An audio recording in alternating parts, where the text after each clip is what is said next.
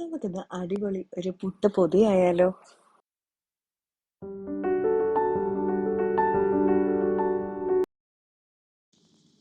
അതിനായിട്ട് നമുക്ക് കടലക്കറി തയ്യാറാക്കാനായിട്ട് ഞാൻ കുറച്ച് കടലയൊക്കെ ഒന്ന് വെള്ളത്തിൽ ഇട്ട് കുതിർത്തെടുത്തിട്ടുണ്ടായിരുന്നേ. ഇനി നമുക്ക് ഇത് കുക്കറിലേക്ക് വെച്ചൊന്ന് വേവിക്കാം. അതിനായിട്ട് കുറച്ച് മഞ്ഞപ്പൊടിയും ലേശം മുളക് പൊടിയും ചേർത്ത് ഒന്ന് വിസിലടിപ്പിച്ചെടുക്കാം കേട്ടോ.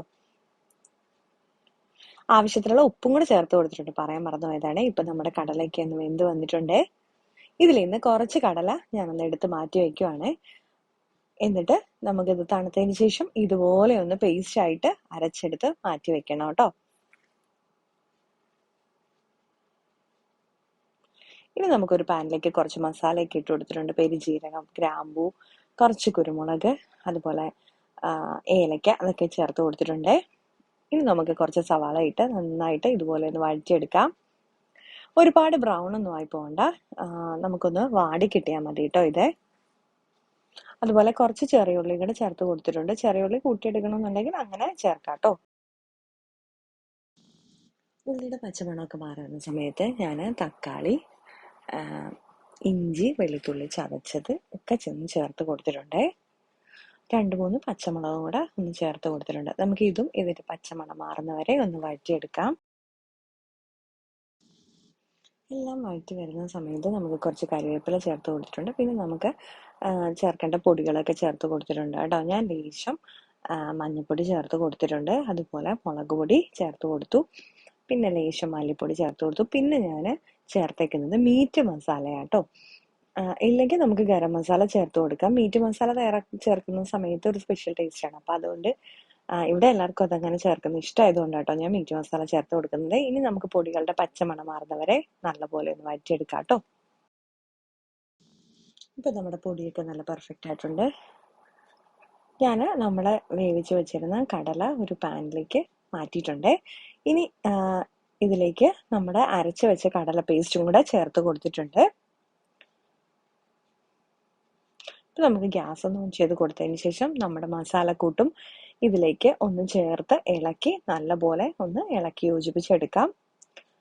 അതിനുശേഷം നമുക്ക് ഈ കറി ഒന്ന് തിളയ്ക്കാനായിട്ട് മാറ്റിവെക്കാം.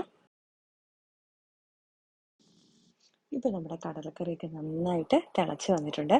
നമുക്കിതിൻ്റെ കുറച്ച് കടുക് താളിച്ചതും കൂടെ നമ്മുടെ കറിയിലേക്ക് ഒന്ന് ചേർത്ത് കൊടുത്തു കഴിഞ്ഞാൽ നമ്മുടെ കടലക്കറിയുടെ തയ്യാറായിട്ടുണ്ട്.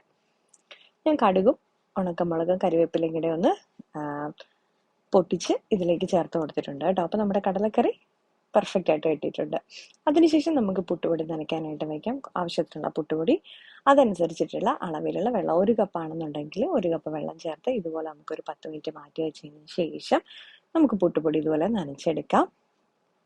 ഞാനിപ്പോൾ പാക്കറ്റിലെ പുട്ടുപൊടി ആയതുകൊണ്ട് കേട്ടോ കറക്റ്റായിട്ട് ഇങ്ങനെ മാറ്റിവെക്കാം. നമ്മുടെ വീട്ടിലാണെന്നുണ്ടെങ്കിൽ 5 മിനിറ്റ് മാറ്റി വെച്ചാലും മതിയേ. ഇനി നമുക്കിത് പുട്ടുകുറ്റിയിലേക്ക് ഒന്ന് നിറച്ചെടുത്തിട്ടുണ്ട്. അതിനുശേഷം ആവി കയറ്റാൻ വേണ്ടി മാറ്റി വയ്ക്കും. ഇപ്പൊ നമ്മുടെ പുട്ടൊക്കെ ഞാൻ ആവി കയറ്റി എടുത്തിട്ടുണ്ട്. ഇതിപ്പോ ഒരു വാഴയിലേക്ക് ഞാൻ എടുത്ത് വെക്കുക കേട്ടോ.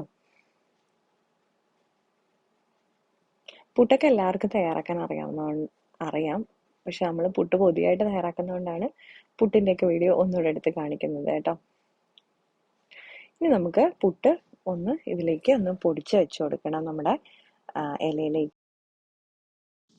അതിന് പുറമെ കുറച്ച് തേങ്ങയൊന്ന് ഇട്ട് കൊടുത്തു. അതിനുശേഷം ഒരു പപ്പടം ഒന്ന് പൊട്ടിച്ച് വെച്ചു. അതിനുശേഷം നമ്മൾ ഒഴിക്കുന്നത് നമ്മുടെ കടലക്കറി ആട്ടോ.